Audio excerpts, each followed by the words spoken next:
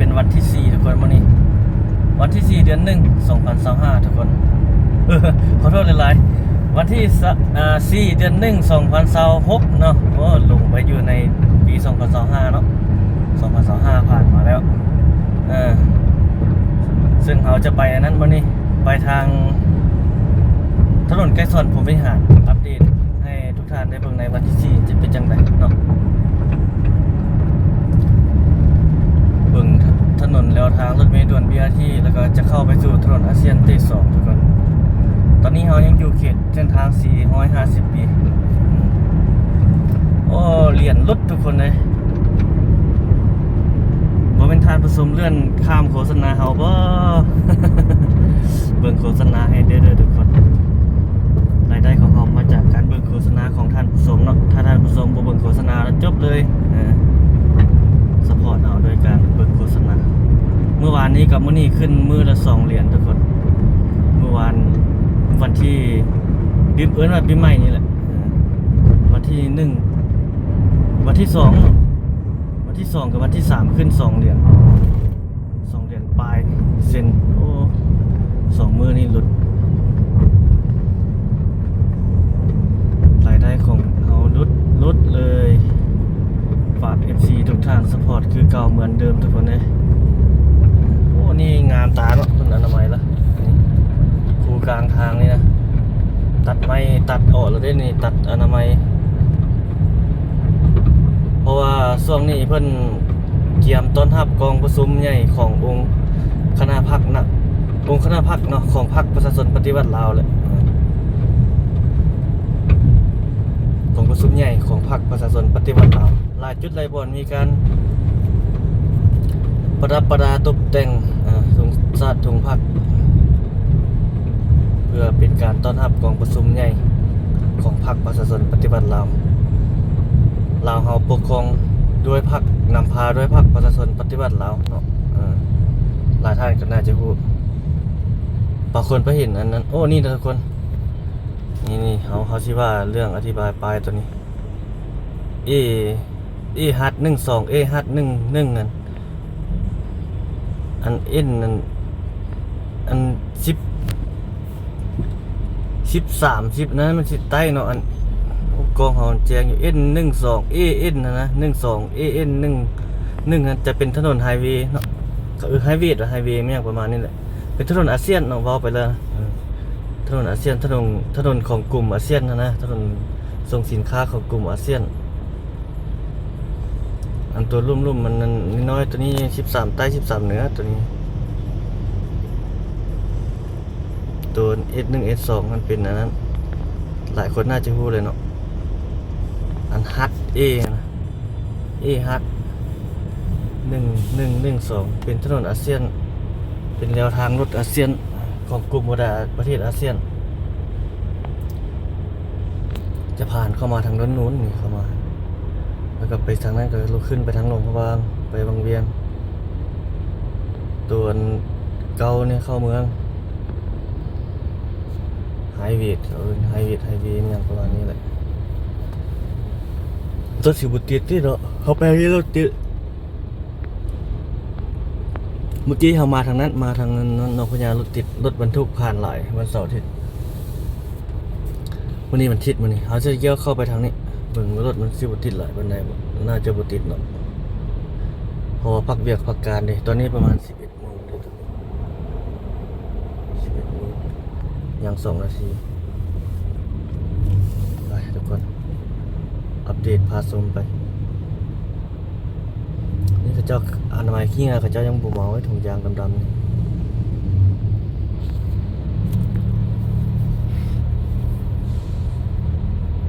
เข้าไปทางในเมืองฮอดประตูไซเขตในเมืองก็ได้เกาหลักฮอดหอคำหมดเลย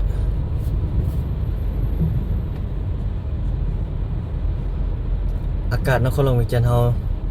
เช้านี้กันหนาวๆหน่อยนึงเนาะโอ้ขอโทษอะไรจาม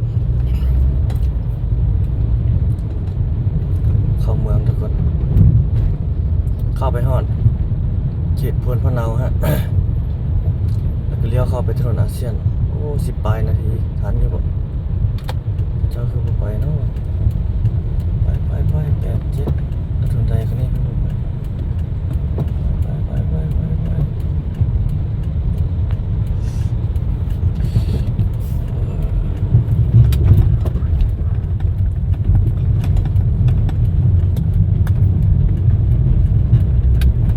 นี่เราเข้าสู่ถนนไกลสอนพรหมวิหารแล้วนี่ล่าสุดเพิ่นเอาออกเบิดแล้วอันครูเคิร์ฟหั่นบ่เอาออกแต่บนสถานีจะปะไว้แบบนี้บางคนยังไปลงต่ำเอาก็มีได้หลักล้มเห็นบ่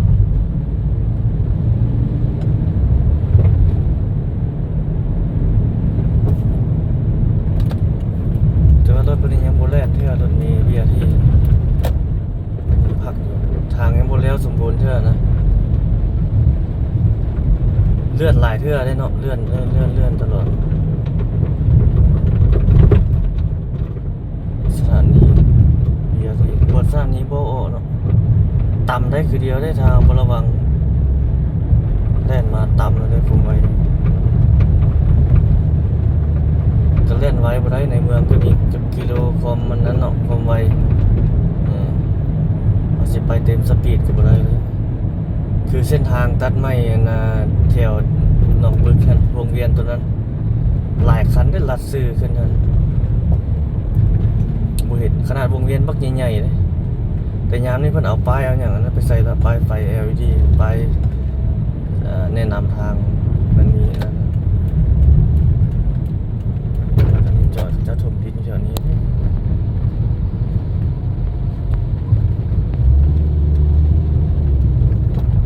ก็ดึงน้อยออกมา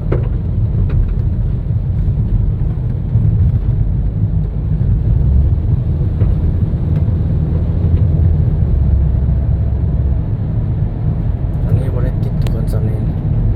ถ้ามันติดนิ้วไปเพิ่นเอานี่ออกแล้วบ่ติดหลายเพิ่นเอาคูนี่ออกแล้วติดบ่หลายมันบ่แคบเลยตอนนั้นมีได้2เลน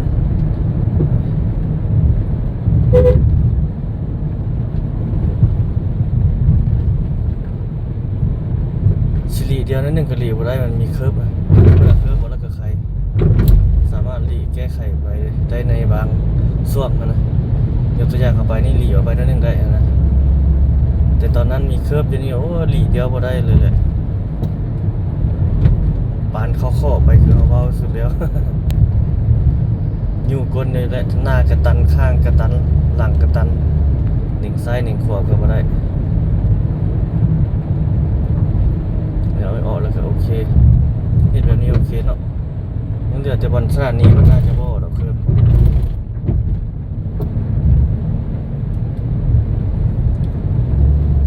ปรับปรุงแก้ไขไปให้มันเข้ากับความเป็นจริง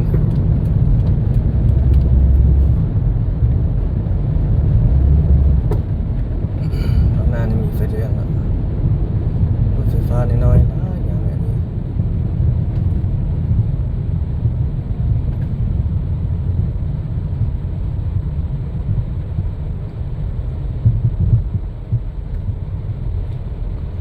ช่วงนี้อยู่ในช่วงก็เตรียมต้อนรับกองประชุมของพรรคประชาชนปฏิวัติลาวอันนี้เป็นสถานีพิธภัณฑ์ท่านไกรสอนพรหมวิหารนี่ทางในนี่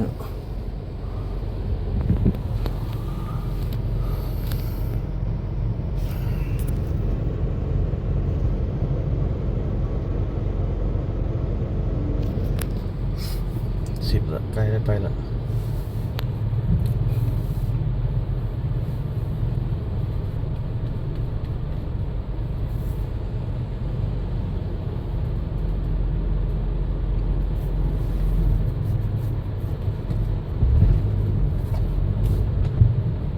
ล่าสุดถนนไกรสอนพรหมวิหารทุกคนในปี2026มื้อนี้เป็นวันที่4เนาะ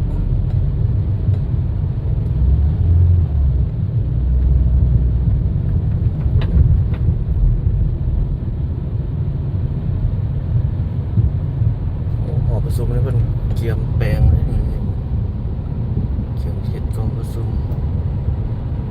รียมจัดกองประชุม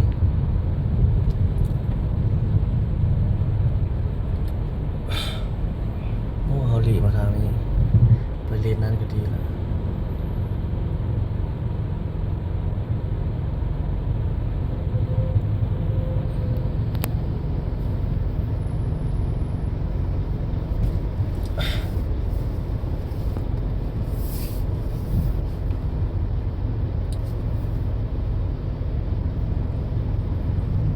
รอท่าทุกคน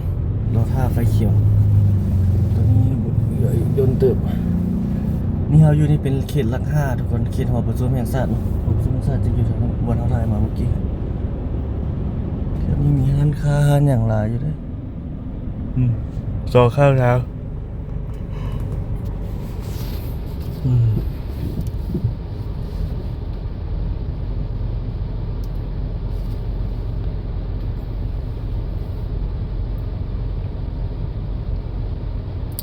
สูงของแหมราชวงศ์นี่ก็ห่วมถึงจีนลาวเนาะ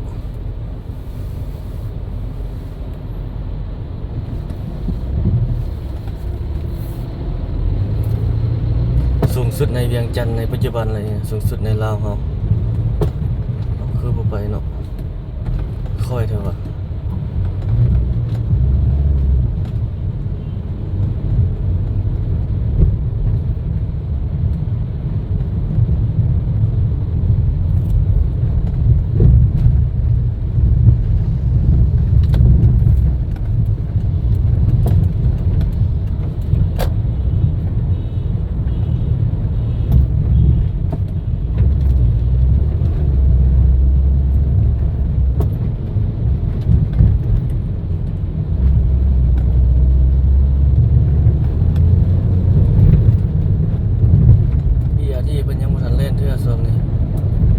ที่เพิ่นเล่นแล้วเขาก็จะมาแบบนี้เนี่ยเลยเพราะว่าเพิ่นรถเพิ่นเล่นเนี่ย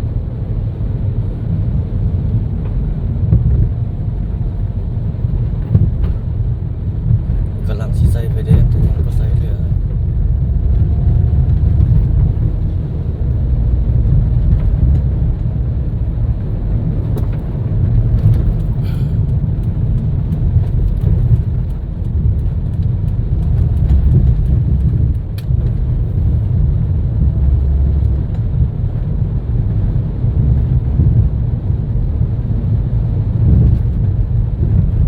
เขตพวดมะนาวเขตนี้ทางไหนมีโรงแรมกำลังเฮ็ดอยู่นี่เพิ่นกำลังแปลงเลยยังบ่แล้วง่ายเนาะสถานีเพิ่นนี่ก็ได้ทางแต้มประเทศนี้แต้มสีเนาะโดนใช้เวลาทาแล้วแต้มสีไหมแบบนี้ใช่ปะเอาเครื่องมันออกแล้วแต้มสีแบบนี้ใช่ไหม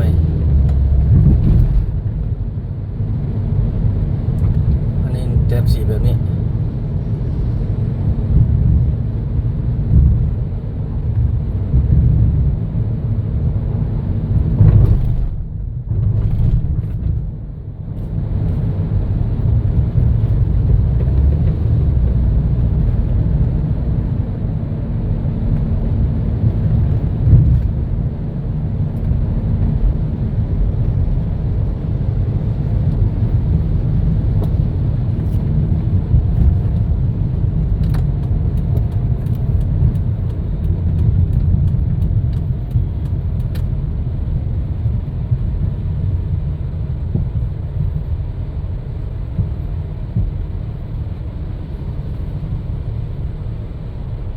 ไฟแดง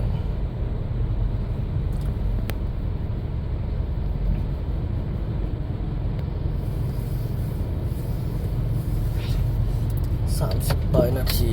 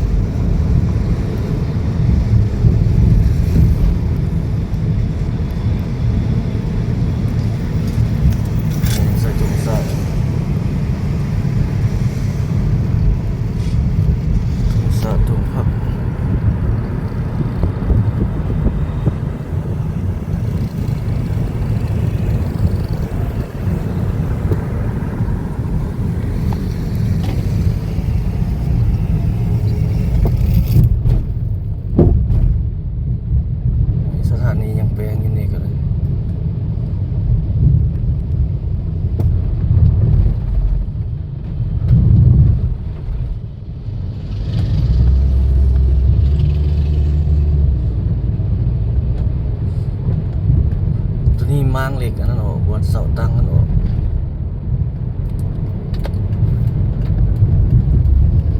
ทางหน้าประตูไซด์ทางหน้าเราจะบ่ไปแล้วเราจะเลี้ยวเข้าถนนอาเซียนนี่แหละ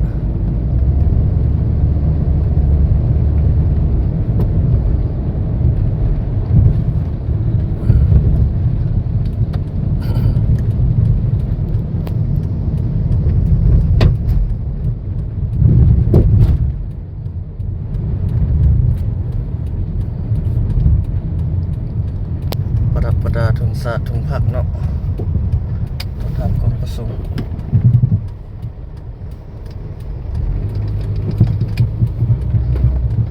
โอ้อันนี้ก็จะโตเข้ามานี่ได้หลายเนาะนี่เสาเล็กกำลังเฮ็ด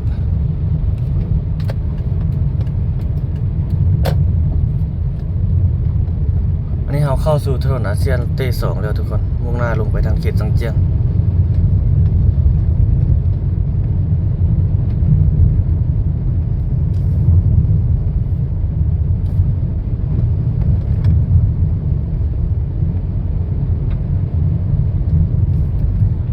ขายรถจักร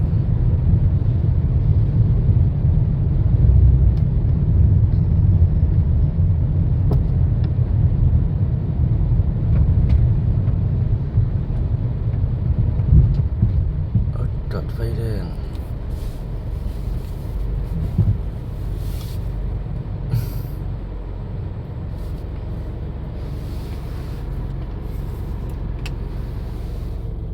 ทุกคนได้หลายเติมนาทีเนาะตอนนี้11 โมงไป13 นาทีบรรยากาศทุกคนนะทักทายทุกท่านในต้นปี 2026 อัปเดตพาชมไปใส่มาใส่กันให้ทุกท่านได้เบิ่งได้ชมนำอันนี้เป็นใส่ปลายอย่างเขาซูมไปเห็นที่เปิดสั่งบ่เห็นอ่านบ่ได้เลยอันนี้สมเสยวันสถาปนาสปปลาวครบรอบ50 ปีอย่างสุดใจเนาะอั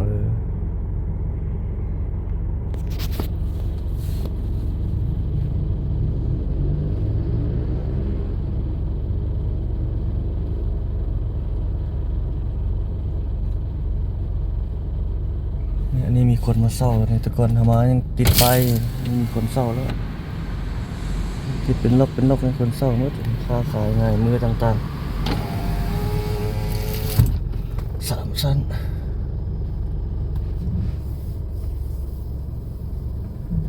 แพงเด้อเศร้าอยู่ในเมืองใจกลางเมืองแบบนี้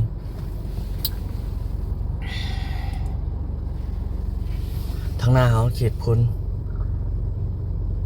สีดำดวนเนาะเขตบ้านสีดำดวนเมืองจันทบุรีนครหลวงวิจันทร์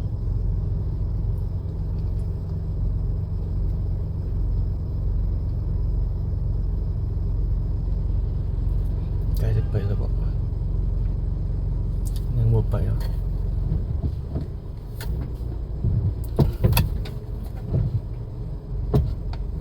เป็นยังวะไฟนั่นระบบไป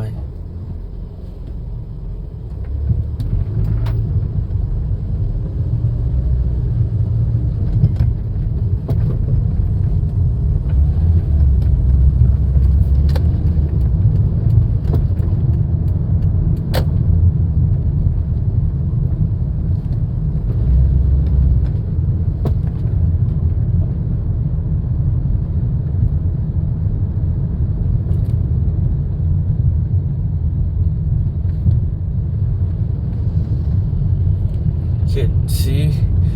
ตสีดำดวนทุกคนเขตนี้เขตบ้านสีดำดวน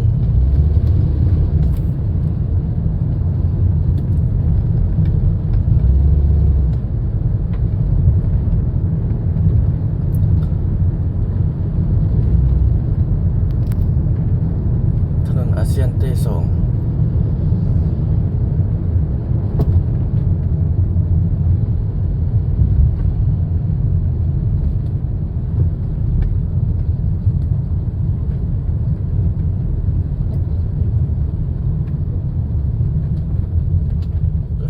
ไฟแดงไฟเขียวเปิดเป็นสัญญาณเหลืองๆไป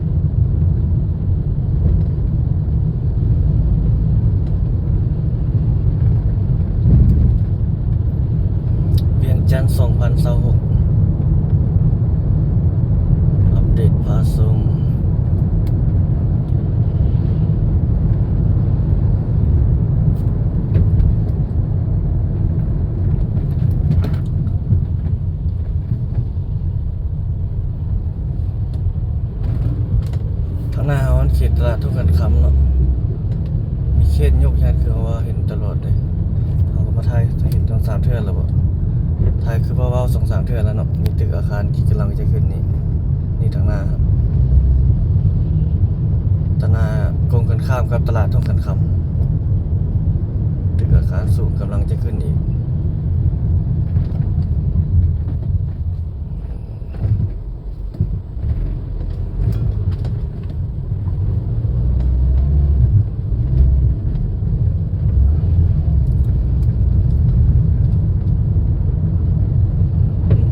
ตั้งเขตอยู่นี่ขึ้นปังจึงเรื่อยๆตึกอาคารสูงดีเนาะเศรษฐกิจบ้านเราจะได้ดีกำลังตั้งเป็นขุดดินแล้วเด้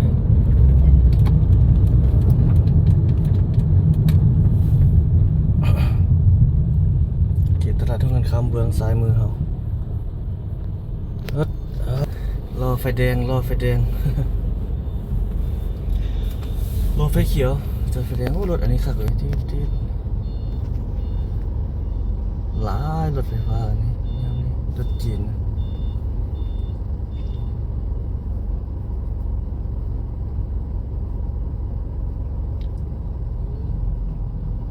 เป็นตีนใหญ่ตีนเต็งแบบนี้เอาไปขี่เลาะให้เลาะสวนคือที่คักเนาะขี่ในเมืองก็ได้ขี่ในเมืองนี่อันนี้ก็จะเอาแก้เครื่องตัวเป็น3 ล้อฮะแก้เครื่องไปขายใส่งานโว้อย่างประมาณนี้นะเปลี่ยนจากการที่เราใส่ล้ออยู่แต่ก่อนนั้นมาใส่รถอันนี้แต่ก่อนอยู่ล้ออย่างนี้มี3 ล้อไฟฟ้าแบบนี้ปรับเปลี่ยนไปตามยุคตามสมัยเนาะโอ้สินค้าของจีนแบรนด์จีนนี่หลายอย่างเข้าไปทางตลาดเลี้ยงน้องดวงไปทางหน้าเขาก็แม่นคือการเขตตลาดเลี้ยงน้องดวงเขตบ้านทุ่งตูมเขตนี้นะเจ้าใส่ถุงผักถุงรัดถุงผักถุงซาดกล่องผสมในนี้เขาจะเห็นทางเลี้ยวหลายแล้วด้วยบนนั้นสิมาถ่ายแล้วสิบนนั้นมาถ่ายบนนั้นสิเข้าไปโหลดแบบอัปเดตหาแยกไฟแดงทุ่งตูมทางหน้าเขาเขตตลาดแรงน้องดวงหลักเขตนี้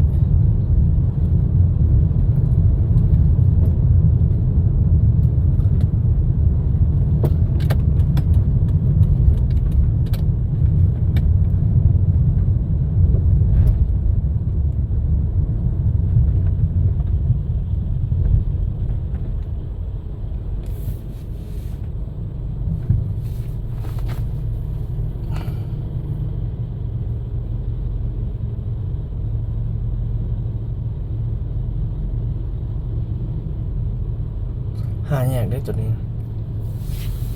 ทางหน้าไปสอดใส่เขตโรงแรมคาปาซ่าทางเลี้ยวไปนั้นเลี้ยวไปนี่สอดใส่เขตบ้านอนุเข้าไปในก็เข้าไปทางถนนหนองบัวทองไปซื้อก็สอดใส่เขตบ้านอากาศพวกนั้นสนามบินสกลวัดไตพวกนั้น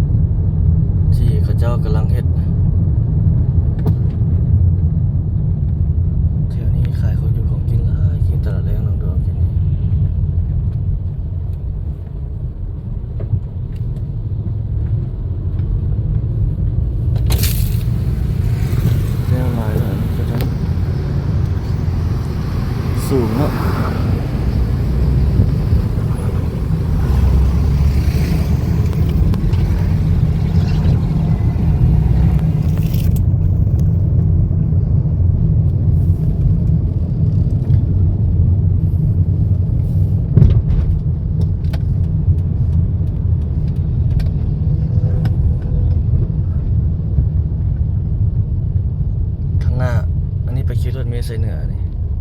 ทางหน้าเฮานี่เป็น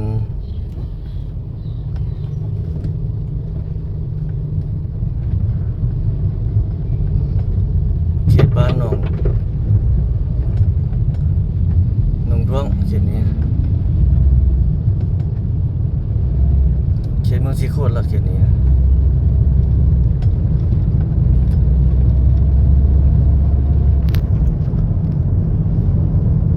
ถนนอาเซียนเต้สอง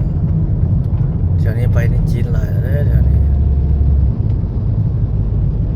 หาดจีนส่วนหลายละสองข้างทางนี่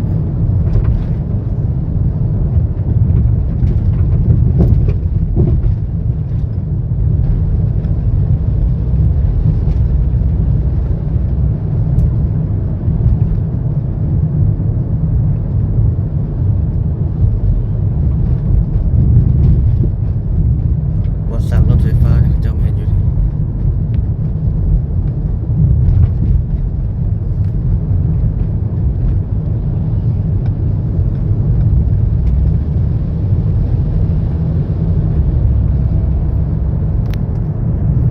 คลิปนี้ประมาณนี้ได้ทุกคน